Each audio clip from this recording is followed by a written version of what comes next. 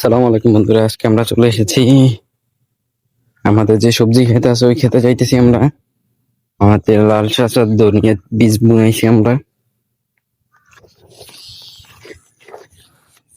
তো মাঠের এখন পানি শুকিয়ে যাওয়ার কারণে যে আইলগুলো আছে ওইগুলো দিয়ে পারাপার করা যায়, যাতায়াতে এখন আপাতত কোনো সমস্যা হয় না।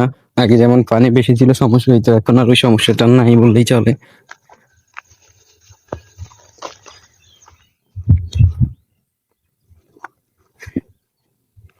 দেখতে পাচ্ছেন আমরা ধীরে ধীরে ওইদিকে চলে যাইতেছি।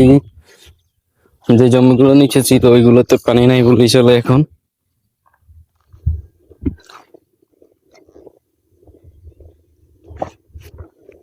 আমরা যেখানে আমাদের সবজি গাছগুলো লাগাইছি ওইটা একটু দূরে, মাঠের মাঝখানে ওইটা।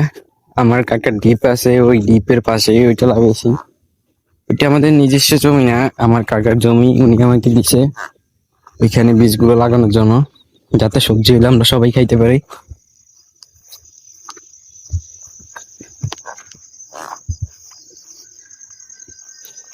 আমরা ধীরে ধীরে চলে যাইতেছি।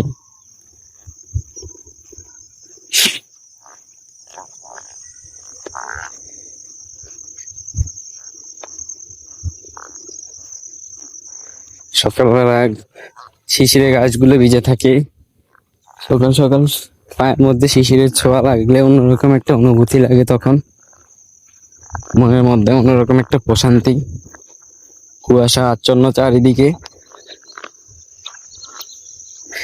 এইটা একমাত্র গ্রামে যে মানুষগুলো আছে তারাই উপভোগ করতে পারে, যারা সকাল সকাল উঠে মাঠে আসে কাজ করার জন্য, তারাই।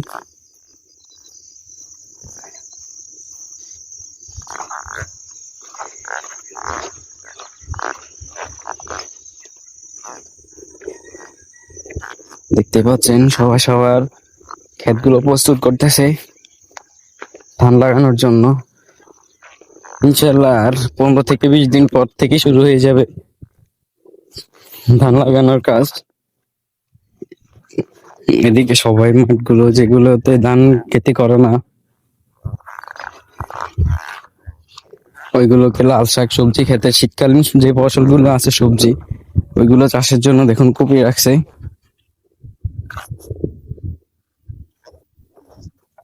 বন্ধুরা, ফাইনালি আমরা আমাদের যে সবজি ইয়াটা আছে ওইখানে চলে এসেছি।